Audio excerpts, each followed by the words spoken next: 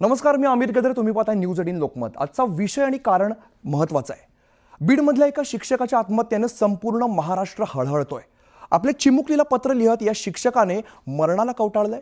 एका आश्रमशाळेवरती 18 वर्ष शिक्षक म्हणून काम केल्यानंतर सुद्धा पगार मिळालेला नाहीये.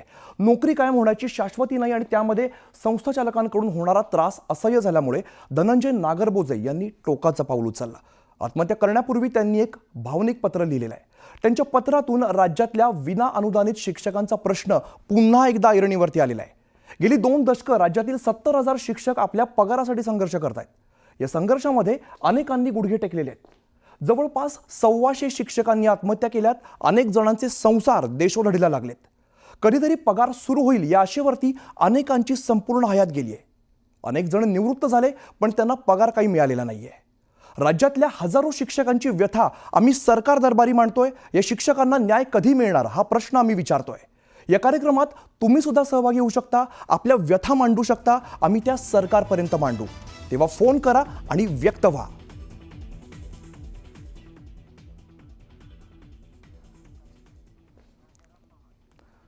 तर राजाराम पवार जामनेरवरून आपल्याला पहिला फोन आलेला आहे. राजाराम पवारजी, काय तुमचं म्हणणं आहे, काय तुमच्या व्यथा आहेत? नमस्कार साहेब, खूप चांगला विषय घेतलाय तुम्ही. फक्त ज्या शाळा आहेत, इंग्रजी माध्यमाच्या अनएडेड शाळा आहेत किंवा मराठी मीडियमच्या अनएडेड स्कूल आहेत, मराठी मीडियमच्या स्कूल टप्पा याच्यात असतात 20%, 40%, 60%. तो दरवर्षी टाइम टू टाइम त्यांना मिळत नाहीये. आणि इंग्रजी माध्यमच्या शाळा तर विचारूच नका. त्या शाळांमध्ये तरी शिक्षण मंत्र्यांनी किंवा एज्युकेशन ऑफिसरनी किंवा तुमच्यासारख्या मीडियाच्या लोकांनी कधी जाऊन विचारलं त्या शिक्षकांना? त्या शिक्षकांना ही महागाई असते, त्या शिक्षकांना ही इतर ज्या गरजा आहेत त्या असतात. फक्त तुम्ही जो विचार करता तो फक्त एडेड जे शिक्षक आहेत त्यांना टाइम टू टाइम हे भत्ते व्यवस्थित मिळत असतात. त्यांना बरोबर पाठच्या हे त्यांची भरपाई जी आहे पाठून त्यांना लागू होते. पण तसं अनएडेड शिक्षकाच्या बाबतीत कधीच होताना दिसत नाही.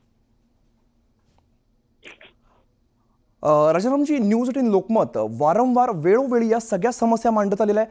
आजचा हा प्लॅटफॉर्म जो आहे, आजचं जे व्यासपीठ आहे, सरकारपर्यंत तुम्हाला नेमका कोणता तुमचं म्हणणं नेमकं काय पोहोचवायचं आहे? सरकारने कधी ऍक्च्युली ह्या जो व्यथा आहेत, आताही आझाद मैदानाला बसलेले आहेत लोक विना अनुदान मिळावं म्हणून, किंवा उद्या परत प्राथमिक हायस्कूलचे टीचर्स जाणार आहेत त्यांच्या मागण्यासाठी. तर कधीतरी तुम्ही शिक्षण व्यवस्था, लोकांना काय हवंय, आरोग्य, शिक्षण, या 2 गोष्टी हव्यात. तुम्हाला 1500 रुपये हे भगिनींना देता, पण त्याच भगिनींची जी मुलं आहेत ते 3-3 हजार फी द्यावी लागते किंवा त्यांना ज्या चांगल्या शाळेमध्ये ते पाठवू शकत नाहीत. तुम्ही शाळा फक्त उपलब्ध करून द्या, त्यांना एज्युकेशन द्या, मेडिकल फॅसिलिटी द्या. याच गोष्टी फक्त सर्वसामान्यांना हव्यात. तुमच्या इतर गोष्टी नको आहेत शासनाकडून. निश्चित मुद्दा लक्षात आलेला, तुमचा अतिशय महत्त्वाचा मुद्दा तुम्ही मांडलेला. केसरी पाठक इथून पुढचा कॉल आपल्याला आला, त्यांच्याकडे जाऊया. काय नेमकं म्हणणं आहे तुमचं? हॅलो.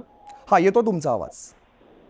हो, तर मला पण इथे सर्व्हिस करतात. 2005ला लागलोय, तेव्हापासून आत्ताची मागच्या वर्षी शिंदे साहेबांमुळे ते आता चालू झालंय. 20% येतोय. आता 20 वर्ष व्हायला आले मला पण सर. 20 वर्षापासून ऐरोली सारखा, नवी मुंबई सारखा शहरामध्ये राहणे किती अवघड आहे सर. तरी पण आम्ही करतोय. आता मुलं बाळ आहेत 2. कसा काय जगायचा शिक्षक? बर, तर केसरी पाठक आपल्यासोबत होते. 20 वर्ष झालेले असं त्यांचं म्हणणं आहे. संदीप शिरवाळे इथून पुढचा कॉल आपल्याला येतो, त्यांच्याकडे जाऊया. संदीपजी, काय व्यथा मांडाल? हॅलो. 20 वर्षापासून ऐरोली सारखा, नवी मुंबई सारखा शहरामध्ये राहणे किती तरी पण आम्ही करतोय. मुलं बाळ आहेत. कसं काय जगायचं? माझं आहे हो.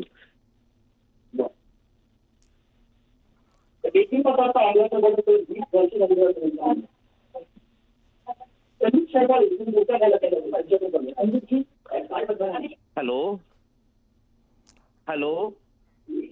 तुमचा टीव्हीचा आवाज कमी करा. जी भावनिक पोस्ट आता व्हायरल होत आहे की श्रावणी बाळा तू मला माफ कर, ही खूप हृदय चिरून टाकणारी पोस्ट व्हायरल होत आहे.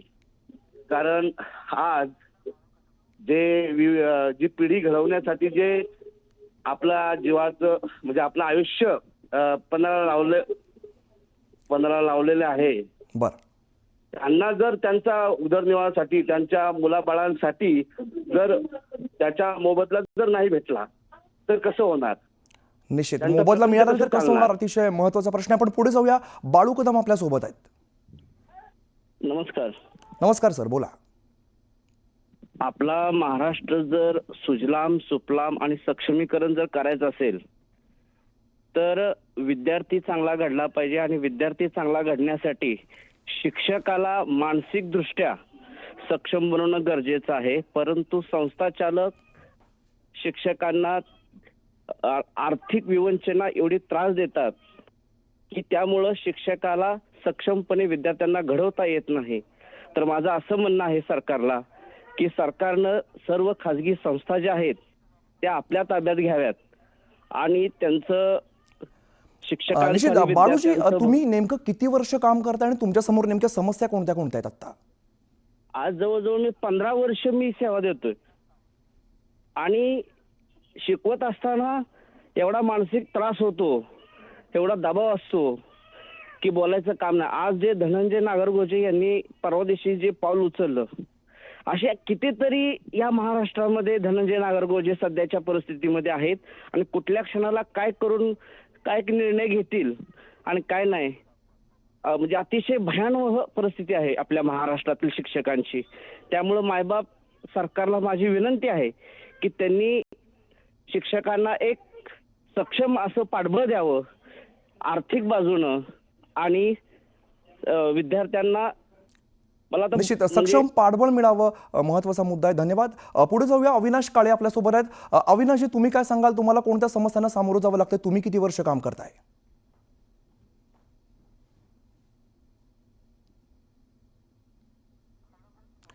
तर अविनाश यांच्याशी पुन्हा एकदा आपण संपर्क साधण्याचा प्रयत्न करूया. तर विना अनुदानित शिक्षकांच्या समस्या आज आपण जाणून घेतोय. तुम्ही सुद्धा व्यक्त होऊ शकता. नेमक्या काय समस्या येत आहेत या तुम्ही न्यूज 18 लोकमतला सांगू शकता. वेळोवेळी न्यूज 18 लोकमतने या संदर्भात बातमी दाखवलेली आहे, पाठपुरावा केलेला आहे. आज सुद्धा न्यूज 18 लोकमतचा प्लॅटफॉर्म आपल्या सगळ्यांसाठी खुला आहे. बाळासाहेब सध्या आपल्या सोबत आहेत, त्यांच्याकडे जाऊया. बाळासाहेबजी, तुमचं काय म्हणणं आहे? कोणत्या समस्यांना सामोरं जावं लागतंय? अहो सर, रिटायरमेंटला 4 वर्ष बाकी आहे आणि 20% अनुदान चालू आहे सर. आणि पुढचा जो टप्पा देणार होता सर तो मिळाला नाहीये. आता विना अनुदानी शिक्षकांनी काय करायचं? बराच काळ तुमची नोकरी झालेली आहे. या संपूर्ण काळामध्ये कोणत्या कोणत्या समस्यांना तुम्हाला सामोरं जावं लागलंय? अहो सर, 18 वर्ष सर्व्हिस झाली आहे, 4 वर्ष बाकी आहे सर. आणि 2023ला पेमेंट चालू झालंय सर 20%. आणि राहिले 4 वर्ष सर. कसं जगायचं, कसं राहायचं सर? कोणत्या समस्या आता तुम्हाला सध्या येतात? 4 वर्ष तुम्ही राहिलेत म्हणताय रिटायरमेंटला. काय मागणी कराल आता? मागणी एवढीच आहे सर, शासनाने जे प्रचलितनुसार ठेवलेले आहे सर, पुढचे टप्पे देऊन टाकायला पाहिजे समाजामध्ये. 18 वर्ष तुम्ही नोकरी केली आहे. वेळोवेळी तुम्ही आंदोलनात सहभागी झालेला, तुम्ही वेळोवेळी मागण्या केलेल्या आहेत. कसा प्रतिसाद मिळालाय? कसा रिस्पॉन्स सरकारकडून मिळालाय? सर्व केलंय सर. आतापर्यंत फक्त 20% अनुदान मिळालंय सर. आणि आमच्यातले काही बांधव सुसाईड करून मोकळे झाले सर. पुढचं आयुष्य त्यांनी सोडून दिलं. आम्ही कस तरी आता तग धरू नये, आपला कार्यकाळ पूर्ण करणे एवढंच आमच्या हातात आहे सर. अगदी. तुम्ही म्हणताय 4 वर्ष नोकरी राहिलेली आहे. इथून पुढे कशा प्रकारे तुम्ही मागणी करणार आहात? काय सांगाल? मागणी एवढीच आहे सर आमची. प्रचलितनुसार त्यांनी जे टप्पे ठरवून दिले सर, तर ते आम्हाला मिळायला पाहिजे एवढीच आमची अपेक्षा आहे सर. आणि आता 14 फेब्रुवारीचा जो GR काढलेला होता ना सर, त्यानुसार टप्पा मिळायला पाहिजे होता आम्हाला आता या अधिवेशनामध्ये. बरोबर. त्याची काही तरतूदच केली नाही सर. बरं, धन्यवाद तुमच्या प्रतिक्रियेसाठी. राजेश चौधरी सध्या आपल्यासोबत आहेत, त्यांच्याकडे जाऊया. राजेशजी, काय समस्या तुमच्या समोर आहेत? काय मागणी कराल? आमच्या समस्या म्हणजे असं आहे की आता आमचं नुकतंच बीडमध्ये एक खूप मोठी घटना झाली. आमच्या शिक्षकांनी आत्महत्या केली. विना अनुदानित तत्वावर 18 वर्षापासून ते कार्यरत होते आणि एकही रुपया त्यांना पगार नव्हता आणि वरून कामाचं प्रेशर या सगळ्यामुळे त्यांनी आत्महत्या केली.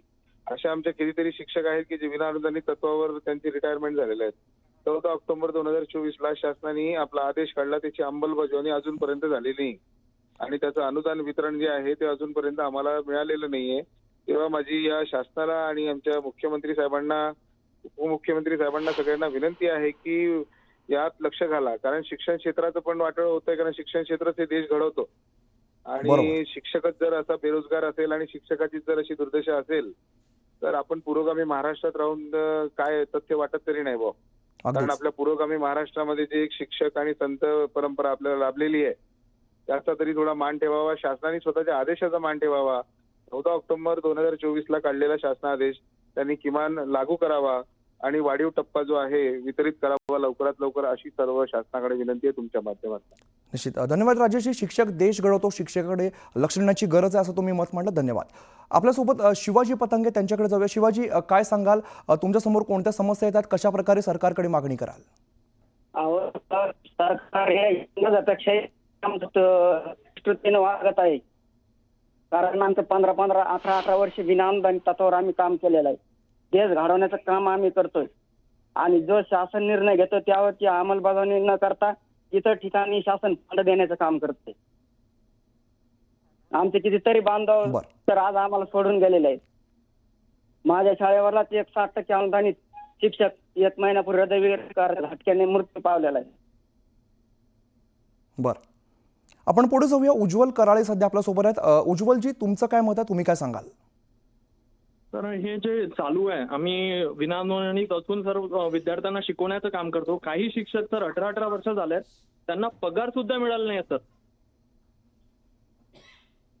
बरं, तुम्ही कुटुंब नेमकं कसं चालवता? त्या जर पगार होत नसेल, पैसे मिळत नसेल तर समस्या मोठ्या समोर येत आहेत. घर कसं चालवलं जात आहे? काय समस्या आहेत? तर पुढे जाऊया. दिनेश पालोदकर सध्या आपल्यासोबत आहेत. दिनेशजी, तुमच्यासमोर कोणत्या समस्या आहेत? घर चालवायला नेमक्या कशा अडचणी येत आहेत? काय सांगाल? सर नमस्कार सर. मी आता सर रेटना भाड्याने राहायचं सर. खूप परेशानी होते.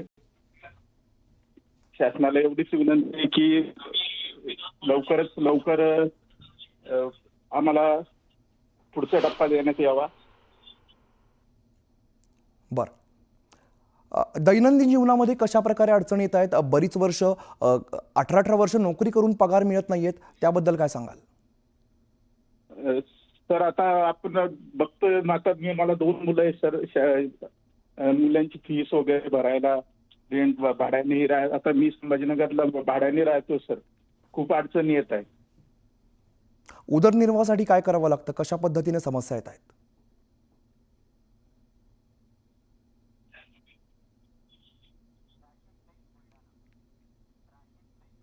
राशिद बेग बुलढाण्याहून सध्या आपल्यासोबत आहेत. राशिदजी, तुम्ही काय सांगाल? तुमच्या समोर कोणत्या समस्या येत आहेत? सर ये अनुदान कब तक मिलेगा कुछ समझ में नहीं आ रहा सर. गवर्नमेंट कब अनुदान देगी? बरं, राशिदजी, समस्या कोणत्या कोणत्या येत आहेत आपल्याला घर चालवायला? खरं तर शिक्षक देश घडवतोय आणि शिक्षकच आज संकटामध्ये आहे. हाँ सर, तो जब तक पेमेंट नहीं मिलेगा सर घर कैसे चलेगा शिक्षक का सर? पेमेंट के बगैर तो जिंदगी गुजरना मुश्किल हो जाएगा ना सर. बरोबर. पेमेंट मिलना चाहिए ना शिक्षक को. सर 10-10 साल से पढ़ा रहे हैं, पेमेंट नहीं मिलता है सर. किती वर्ष तुम्ही आतापर्यंत नोकरी केलेली आहे? सर 12 वर्ष हो गए. 12 वर्ष झाली आहेत. आता 12 वर्षामध्ये अनेक समस्यांना सामोरं गेलेल्या आहेत, अनेक आंदोलनांना सामोरं गेलेल्या आहेत.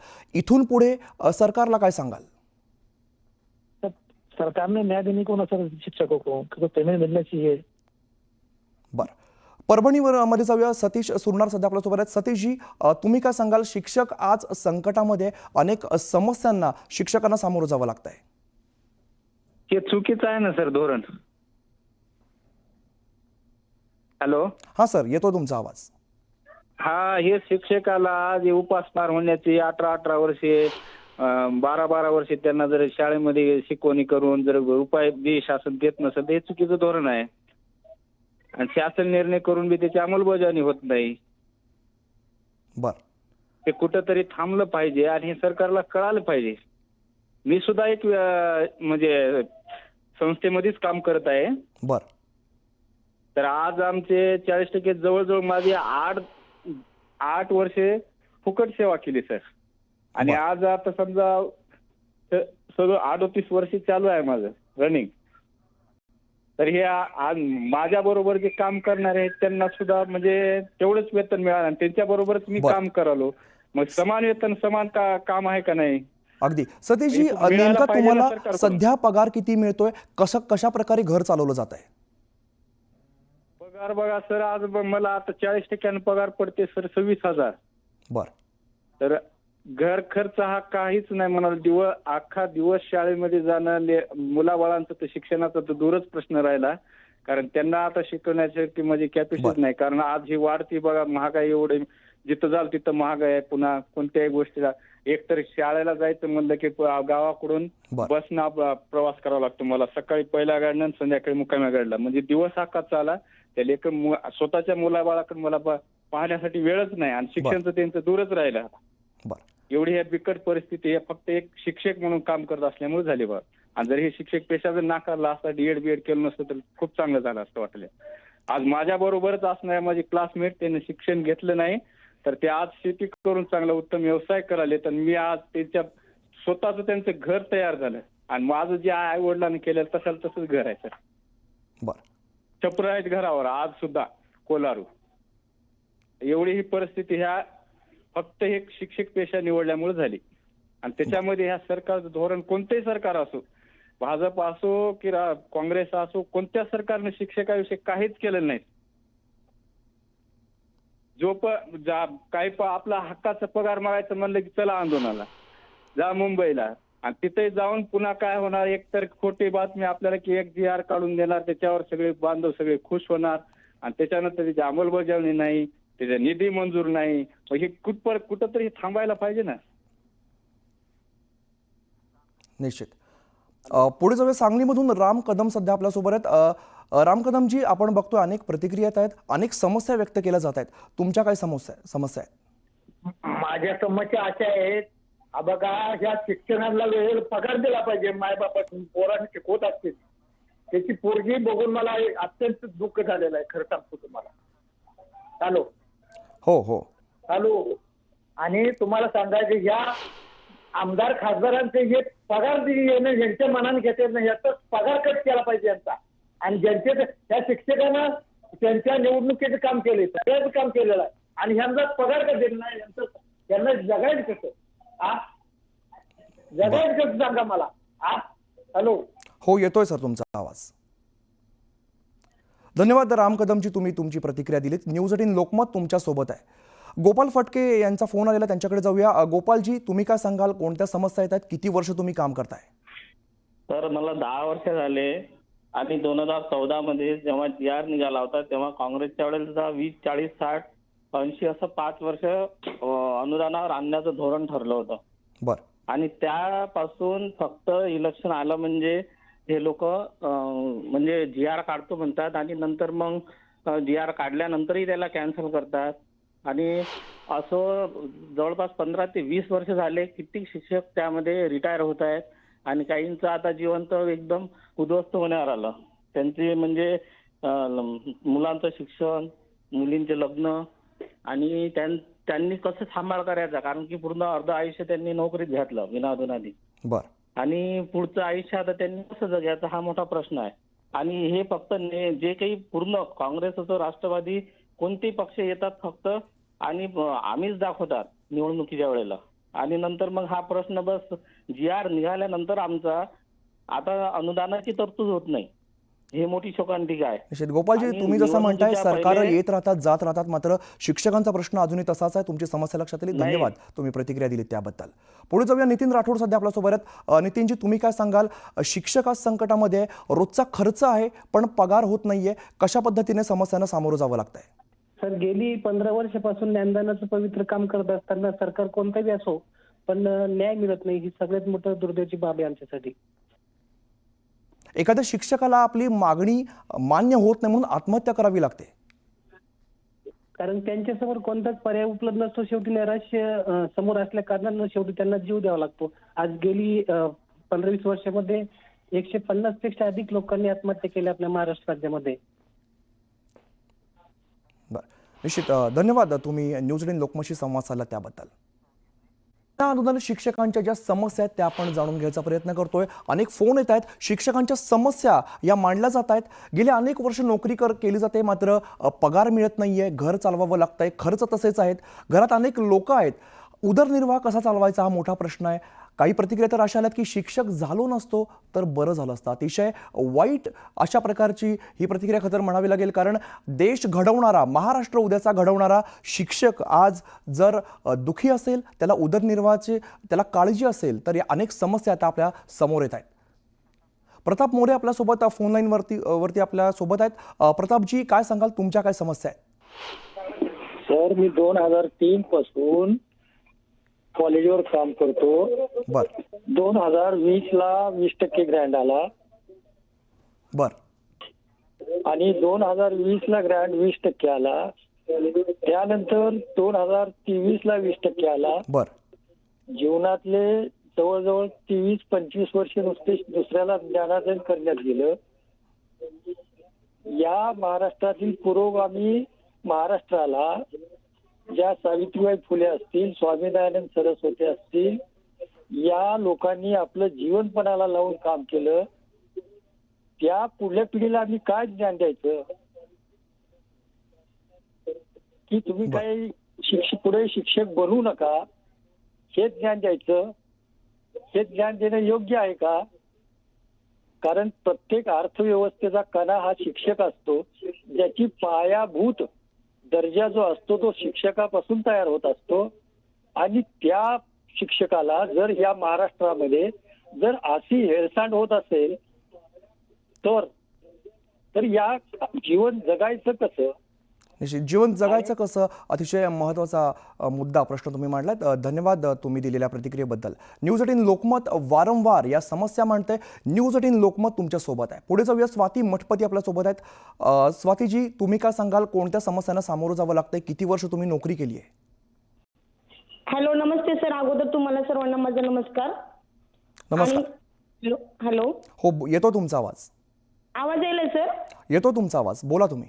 हा सर, पहिल्यांदा तुम्ही आमचं सर्वांचं म्हणणं ऐकून गेलात. लोकमतचे आम्ही खूप मनापासून आभार मानणार आहोत. विनानुदान शिक्षक जो काम करतो, आता मी 2008 पासून काम करते सर. बर. आम्ही संस्थेला असलो किंवा खासगीला असलो, नियम तर आम्हाला सारखेच आहेत.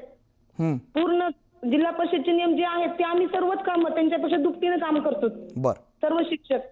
आणि मग पगार त्यांना जास्त, आम्हाला कमी, तसंही आम्हाला म्हणायचं नाही, पण आमचा हक्काचा पगार आम्हाला मिळायला पाहिजे ना. अगदी. तुम्ही ज्ञान देण्याचं पवित्र काम तर करताच आहात, पण तुम्ही घरातली स्त्री आहात, घर तुम्हाला चालवायचंय, त्यामध्ये काय तुम्हाला समस्या येत आहेत? घर चालवायला खूप समस्या येतात सर. घर चालवायचं म्हटल्यानंतर सोपं नसतं. आम्हाला सकाळी उठल्यापासून, आता कसं असते, 100% पगारीचे त्यांनी बायका वगैरे लावू शकतात कामाला. बर. आता आम्हाला काहीच नसल्यामुळे तर पगारच कमी आहे. मग दुसरं सगळी काम सकाळी पहाटे 4ला उठून सगळ्या कामाचं नियोजन लावून, लेकरांचं नियोजन, सासू-सासऱ्यांचं नियोजन, नवऱ्याचं नियोजन लावून आम्हाला परत कामाला जावं लागते.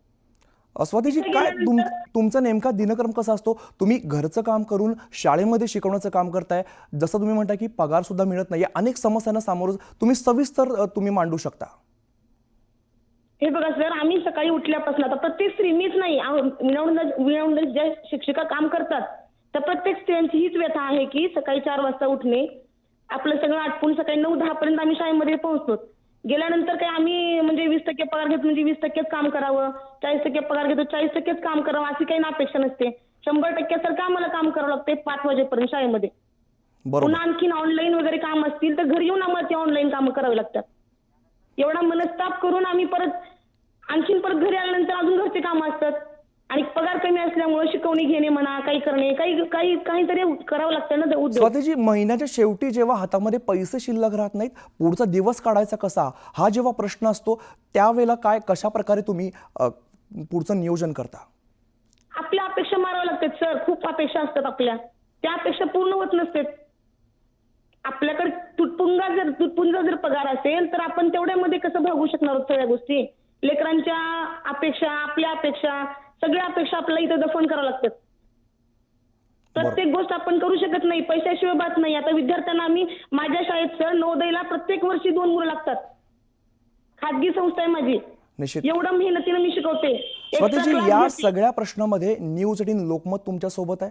तुमचे प्रश्न वारंवार न्यूज 18 लोकमतच्या प्लॅटफॉर्मवरून मांडले जातील. धन्यवाद, तुम्ही सविस्तर बातचीत केलीत. अंकुश माने आपल्या सोबत आहेत, त्यांच्याकडे जाऊया. अंकुशजी, तुम्ही काय सांगाल? किती वर्ष तुमची नोकरी झालेली आहे? कशा पद्धतीने उदरनिर्वाह चालतो तुमचा? 40% काम करतोय, पण 40% सुद्धा पगार 3-3 महिने होत नाही सर आमचा. Hello sir. हो, येतोय तुमचा आवाज, बोला. 40% पगार सुद्धा आमचा 3-3 महिने होत नाही. प्रत्येक वेळेला कारण दिलं जातंय की सर्व्हर डाऊन आहे, तुमचं कुबेरी प्रणाली बंद आहे.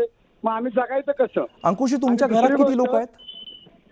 घरात 6 लोक आहेत आमच्या. 6 लोक आहेत आणि 3-3 महिने पगार होत नाहीये. पगार होत नाही. पगार 3-3 महिने दिलेला नाही. आता मागल्या महिन्याचा पगार अजून झाला नाही.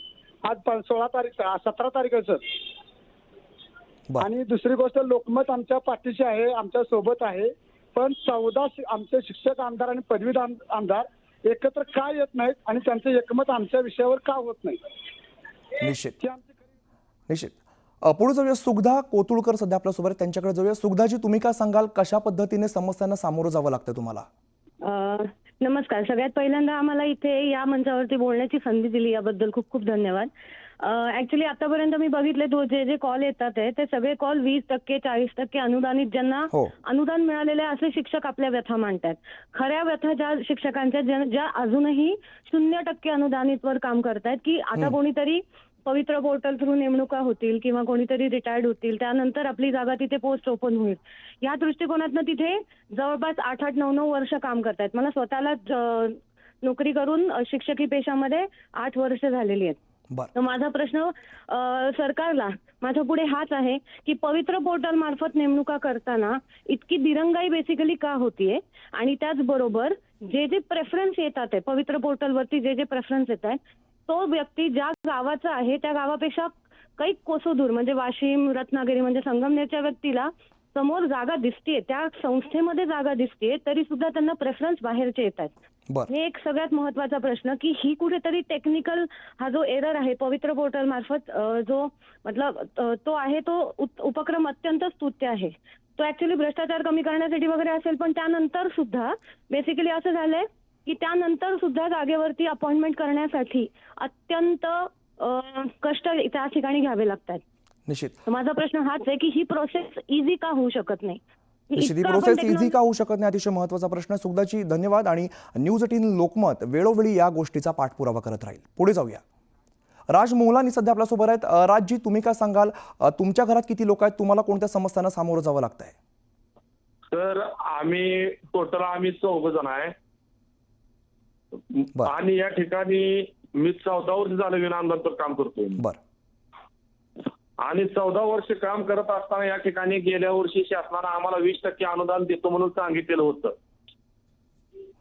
आणि त्याने त्या ठिकाणी 20% अनुदान देतो म्हणून सांगितलं, पण अद्यापही 20% अनुदान दिलेलं नाही त्यांनी. राजजी, जेव्हा हातामध्ये पैसे येतात जे अगदी थोडे असतात, अख्खा महिना काढायचा असतो, त्याचं नियोजन नेमकं कसं करतात? त्यात कोणते समस्या तुमच्या समोर येत आहेत? सर, मी आता सध्या त्या ठिकाणी काय करतोय की आम्हाला तुटपुंज्या पगारामध्ये त्या ठिकाणी काम करावं लागतं आम्हाला. एकेकाळेला आम्हाला घर चालवायला पैसे नसतात. आणि जवळजवळ 14 वर्ष झाला आम्ही या ठिकाणी संघर्ष आमचा चालू आहे. या सरकारने जवळजवळ आम्हाला 20% द्यायला हवं होतं. शिंदे सरकारने त्या ठिकाणी आम्हाला देतो म्हणून सांगितलेलं होतं, पण ज्या वेळेला हे सरकार आलं त्यांनी 20% अनुदानासाठी आम्हाला या झालेल्या अधिवेशनात आमची तरतूद केलेली नाही. राजजी, धन्यवाद. तुम्ही संवाद साधलात आणि या संदर्भात वेळोवेळी न्यूज 18 लोकमत या संदर्भात पाठपुरावा करत राहील. तर आपण बघतोय अनेक फोन आपल्याला येत आहेत, अनेक शिक्षक त्यांच्या समस्या आज मांडतायत. न्यूज 18 लोकमतने हे व्यासपीठ जे आहे ते आज खुलं केलेलं आहे आणि इथून पुढे सुद्धा आपल्याला अनेक फोन येतात. मंगला कदम सध्या आपल्यासोबत आहे, त्यांच्याकडे जाऊया. मंगलाजी, तुम्ही काय सांगाल? तुमची नोकरी किती वर्ष झाली आणि कोणत्या समस्या येत आहेत? नमस्कार. मी पहिल्यांदा न्यूज लोकमतचे मी आभार मानेन. खूप चांगल्या विषयाला तुम्ही हात घातलेला आहे. मी नोकरी करत नाही, मी राजकीय माझं सामाजिक काम करते. माझ्याकडे मतिमंद मुलांची शाळा आहे. जसं ह्या शिक्षकांचं ह्यांनी जशी आत्महत्या केलेली आहे, विना अनुदानित शाळा काढणं म्हणजे काही गुन्हा आहे का? सरकारचं बर्डन कमी करणार म्हणजेच विना अनुदानित वर्गांना तुकड्यांना मान्यता घेणं आणि काम करणं. याचाच अर्थ पण गव्हर्नमेंटनी त्यांना आज न उद्या अनुदान हे द्यायला पाहिजे. आज आपण एक सारखा प्रश्न आपण त्यांना विचारतो की तुम्ही घर कसं चालवता? जर हातात पैसेच आले नाही तर घर कसं चालवणार? लहान मुलांनी जर एखाद्या वडिलांना मागितलं, चॉकलेट मागितलं, त्या वडिलांच्या खिशात जर पैसेच नसतील तर तो साधं चॉकलेट पण देऊ शकत नाही. किंवा संस्था कसं पगार देणार? कारण संस्थालाच जर ग्रँड नसेल तर संस्था पण पगार देऊ शकत नाही. मग ह्या सगळ्या गोष्टीचा ताळमेळ हा गव्हर्नमेंटने घातला पाहिजे, सरकारांनी घातला पाहिजे. तिथे काय होतं, फाईल जायच्या शिक्षण संस्थांच्या जेवढ्या फाईली आहेत म्हणजे उपेक्षित घटकांच्या आहेत किंवा संस्थांच्या आहेत, फक्त तिथे वशिलावाल्या लोकांच्या फाईली सबमिट होतात आणि तिथं त्यांना ग्रँट कामं त्यांची होतात.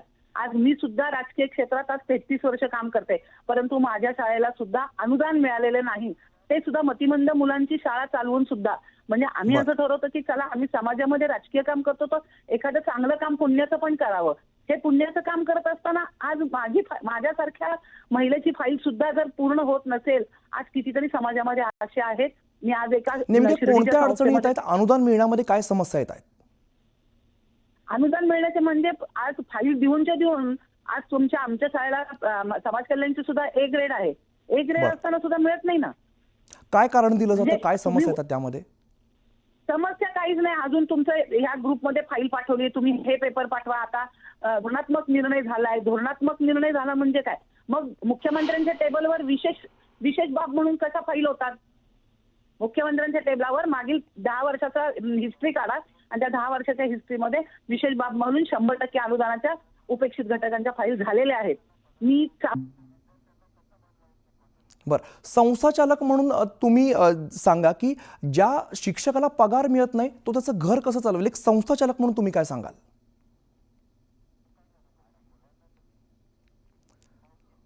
भाऊ शिंदे सध्या आपल्यासोबत आहे, त्यांच्याकडे जाऊया. भाऊ शिंदेजी, तुम्ही काय सांगाल? तुमच्या समोर कोणत्या समस्या येत आहेत?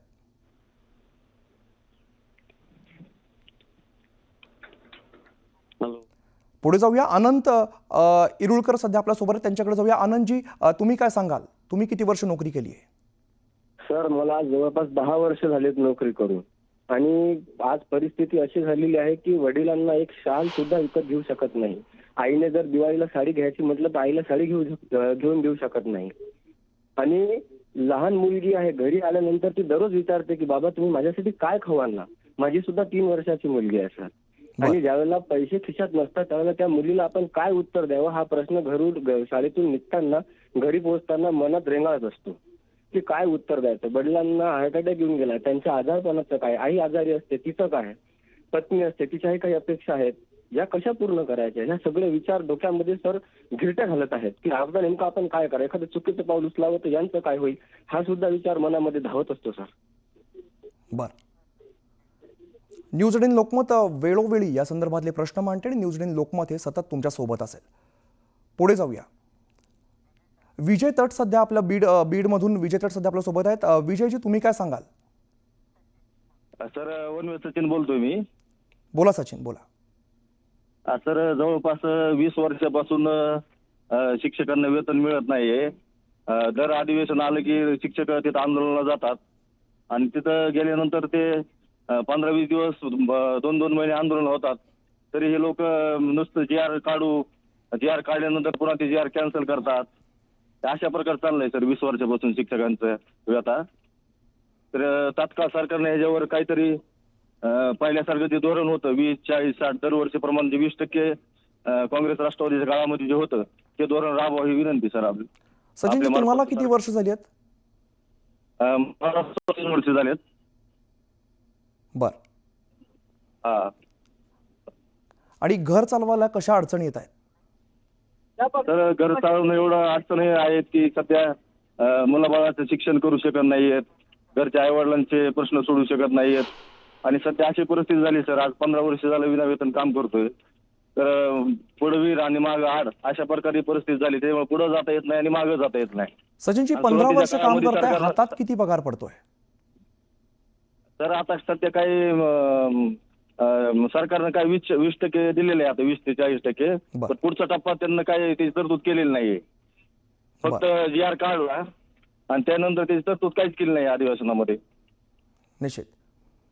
धन्यवाद सचिनजी, तुम्ही सविस्तर बातचीत केली त्याबद्दल. प्रीतम आव्हाने सध्या आपल्यासोबत आहे, त्यांच्याकडे जाऊया. प्रीतमजी, तुम्ही काय सांगाल, शिक्षक म्हणून कोणत्या समस्या समोर येत आहेत सध्या? हो, समस्या तर भरपूरच आहेत, परंतु जो आज तुम्ही प्रश्न घेतलेला आहे तो खूपच चांगला प्रश्न या ठिकाणी घेतलेला आहे. आयबीएन तुमचं चॅनल जो आहे त्या चॅनलद्वारे आतापर्यंत आतापर्यंतच्या शिक्षकांनी आत्महत्या केलेल्या आहेत. आपल्या कालच बीडचं एक प्रकरण समोर आलेलं आहे की नागरगोजे सरांनी आत्महत्या केली. पण किती शिक्षकांनी आत्महत्या केल्यानंतर आपण हे अनुदान देणार आहे शासनाला मला विचारायचं असं. तुम्ही किती वर्ष काम करता, तुमच्या समोर सध्याची आव्हानं नेमकी कोणती आहेत? अनेक आव्हानं येतात, किती आव्हानं सांगणार तुम्हाला, अशी गोष्ट आहे ना ते. पण शासनाला मला एकच प्रश्न विचारायचा की किती शिक्षक असे गेल्यानंतर तुम्ही आता हे शिक्षकांचा हा पूर्ण प्रश्न संपवणार आहात. हे जो विना अनुदानित हा जो प्रश्न निर्माण झालेला आहे शिक्षकांचा तो. निश्चित. धन्यवाद, तुम्ही संवाद साधला त्याबद्दल. पुढे जाऊया. संदीप कोंढारे आपल्यासोबत आहे. संदीपजी, तुम्ही काय सांगाल, एक शिक्षक म्हणून कोणती आव्हानं सध्या समोर दिसत आहेत? सर नमस्कार. नमस्कार सर, बोला. हॅलो. हो नमस्कार सर, बोला. सर्वप्रथम मी तुमचं चॅनल तुमचं तरी 1 नंबर आहे. तुमचं सगळ्यात अगोदर अभिनंदन करतो की ह्या विषयाला तुम्ही हात घातला. अगोदर कुणीच हात घातला नाही साहेब. आम्ही भरपूर पत्रकाराला बोललो. Hello sir. हो, येतोय सर तुमचा आवाज, बोला. हो. न्यूज 18 लोकमत वारंवार या संदर्भातले मुद्दे मांडणे इथून पुढे सुद्धा मांडत राहणार आहे. बोला सर. 21 वर्ष झाले, 1 रुपया सुद्धा पगार नाही. रिटायरमेंटची आमची तारीख आली आहे साहेब. 165 आश्रमशाळेपैकी मी एक कर्मचारी आहे. एक जे नागरगोजे सर वारले, आत्महत्या केली ना, त्या शाळेतला मी आहे. 2019ला फडणवीस साहेबांनी अनुदान आपल्याला डिक्लेअर केले. बर. त्याच्यामध्ये 20% मानधन असं असल्यामुळं ते मानधन का वेतन श्रेणी ह्याच्यामध्ये कन्फ्युज होऊन कुठलंच काम झालं नाही आमचं. आम्ही आंदोलन केले, सगळं केले सर. आजपर्यंत अनेक आंदोलनात तुम्ही होतात, त्या संदर्भातला काय अनुभव, कशा पद्धतीने तुम्ही मागण्या केल्या आणि इथून पुढे तुमचं कसं नियोजन असणार आहे? आता काय साहेब, नागरगोजे व्हावं लागणार आहे सगळ्याला. आम्हाला दुसरा पर्यायच नाही की आता काय करा. नागरगोजे साहेबांना जसं केले तसाच विषय आहे आमचा, दुसरा कुठलाच विषय होईना बघा. घरामध्ये किती लोक आहेत, घर चालवायला कशा अडचणी तुमच्या समोर उभ्या आहेत? आहे सगळी. हॅलो. हो. Hello sir. येतो तुमचा आवाज. येतोय ना सर. आता ह्या सरकारवर आमची अपेक्षा आहे. आता 2019ला निर्णय झालाय. आता आमचे रिटायरमेंटला फक्त 3-4 वर्ष राहिलेत आता आमची. बर. रिटायरमेंटच विनापगारी होते का काय असं वाटलं आहे. निश्चित. चालतंय सर. तुम्ही काम होईल साहेब, नाही होईल, पण तुम्ही प्रश्न पूर्ण महाराष्ट्राला कळलो त्याच्याबद्दल तुमचं अभिनंदन आहे लोकमतचं. न्यूज 18 लोकमत सतत हे प्रश्न मांडत राहते आणि इथून पुढे सुद्धा मांडत राहणार आहे. धन्यवाद, तुम्ही संवाद साधला त्याबद्दल. सतीश मनगटे सध्या आपल्यासोबत आहे, त्यांच्याकडे जाऊया. सतीशजी, तुम्ही सांगा, तुम्ही किती वर्ष काम करतात, तुमच्या समोरच्या सध्याच्या समस्या कोणत्या आहेत? सर जी, माझ्या समोरच्या समस्या भरपूर आहे. तुम्ही आमच्या विनाअनुदानित शिक्षकांच्या वेदना, भावना काय म्हणतात ते समजून घेतल्या, त्याबद्दल तुमचे खूप खूप आभार. हॅलो. हो, बोला सतीशजी. सर जी, तुम्ही आमच्या भावना समजून घेतल्याबद्दल आभार म्हटलं. सर, आमच्या समस्या भरपूर आहेत. कशा समस्या समोर आहेत? पगार किती हातामध्ये येतोय, कशा प्रकारे घर चालवताय? सर, पगार येतोय ना, 17,000 रुपये पगार येतो. 17,000 जवळजवळ रूम भाडं, लाईट बिल असं पकडून जर धरलं तर काहीच राहत नाही ना. किराणा काय करावं सर, कुठं राहणार आहे बघा ना. समस्या भरपूर आहेत. माझ्या सोबतचे माझे 2 सहकारी सर अचानक अपघातात मध्ये गेले 20% त्यांच्या कुटुंबांनी काय करावं, त्यांनी काय करावं? निश्चित अनेक समस्या आहेत आणि या सगळ्यामध्ये न्यूज 18 लोकमत तुमच्या सोबत असेल. पुढे जाऊया. राहुल महाले आपल्या सोबत आहेत. राहुलजी, तुम्ही सांगा, तुमच्या समोरच्या समस्या काय आहेत, कोणत्या गोष्टी आता प्रामुख्याने त्रास देत आहेत? सर, आता माझा 6 वर्ष होऊन गेले विना अनुदानित म्हणून.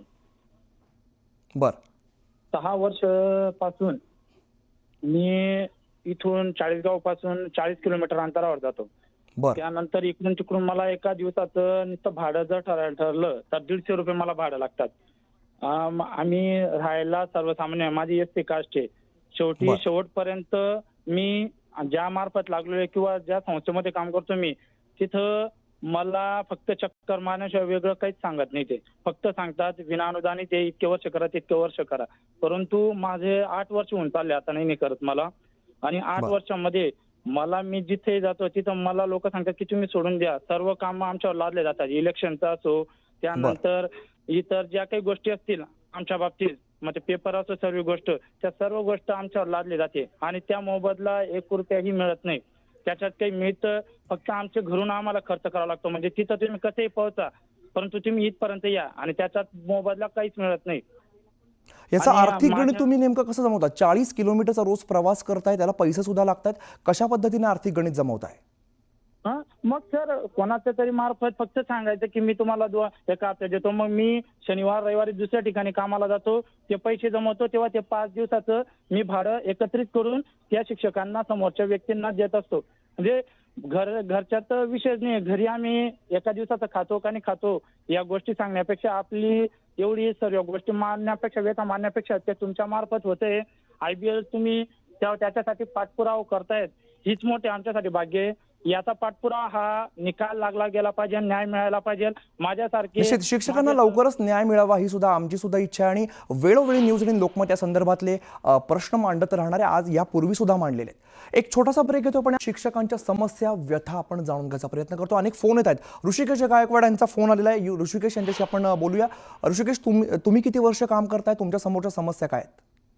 हॅलो सर, मी 5 वर्ष झालं काम करतोय. माझी शाळा सध्या 20% आहे.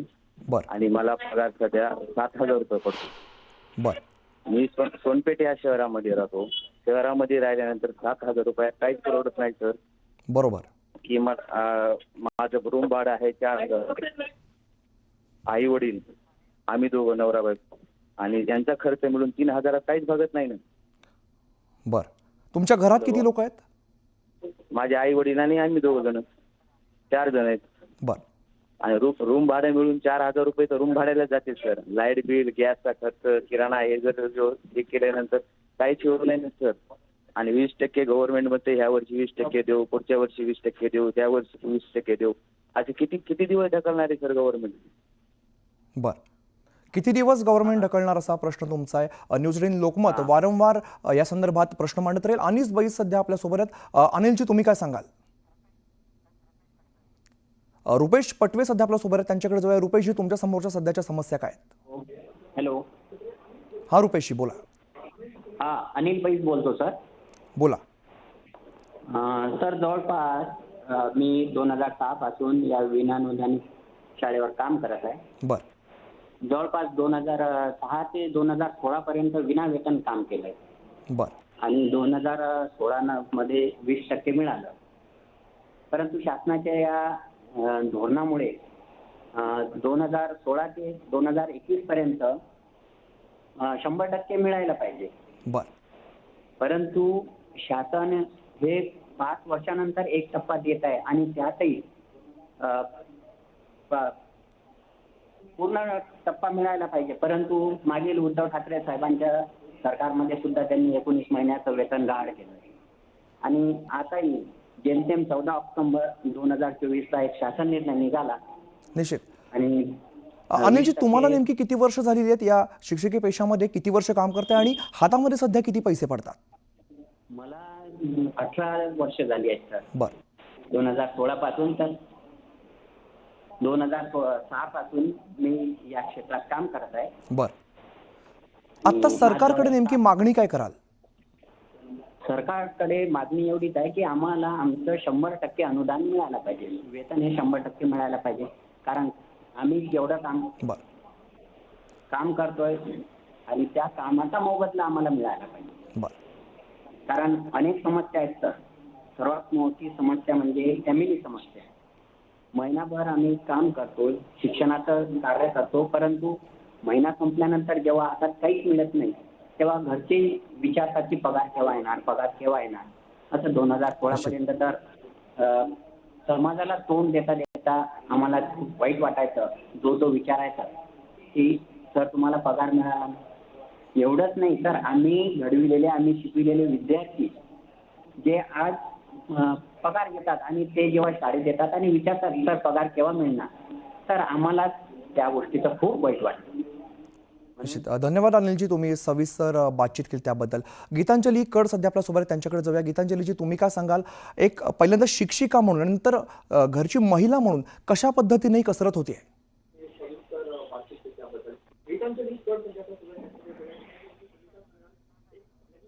तर पुढे जाऊया. नेहरू क्षेत्री सध्या आपल्यासोबत आहेत. नेहरूजी, तुम्ही काय सांगाल, तुमच्या समोरच्या समस्या काय आहेत?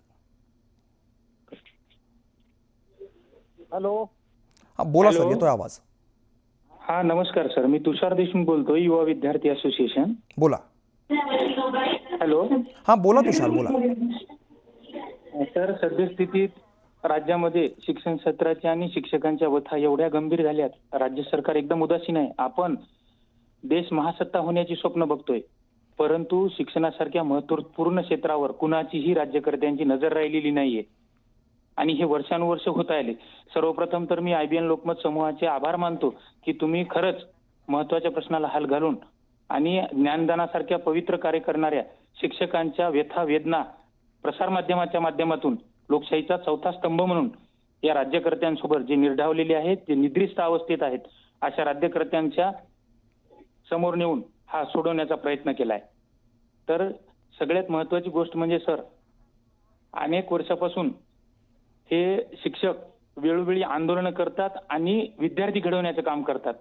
म्हणजे येणाऱ्या निश्चित. आणि तोच शिक्षक आज अडचणीमध्ये आहे आणि समस्यांना सामोरं जावं लागतंय. तुषार देशमुख यांच्याकडे जाऊया. तुषारजी, तुम्ही काय सांगाल, तुमची किती वर्ष नोकरी झालेली आहे, तुमच्या समोरच्या समस्या काय आहेत?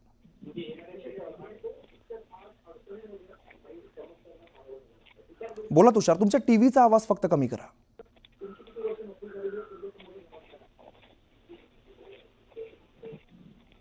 तर आपण बघतोय अनेक फोन आपल्याला येतात आणि शिक्षकांच्या ज्या समस्या आहेत, विना अनुदानित शिक्षकांना ज्या समस्यांना सामोरं जावं लागतंय त्याचा आपण त्या समस्या नेमक्या काय ते आपण समजून घेण्याचा प्रयत्न करतोय. अनेक वर्ष नोकरी होऊन सुद्धा आज ज्या पद्धतीने शिक्षकांना समस्यांना सामोरं जावं लागतंय, उद्याचा देश, उद्याचा महाराष्ट्र घडवणारे, उद्याची पिढी घडवणारे शिक्षक आज अडचणीमध्ये आहेत. या संदर्भात न्यूज 18 लोकमतने हे व्यासपीठ उपलब्ध करून दिलं होतं आणि त्यामध्ये आपण अनेक प्रतिक्रिया आज बघितलेल्या आहेत. यानंतर एक छोटा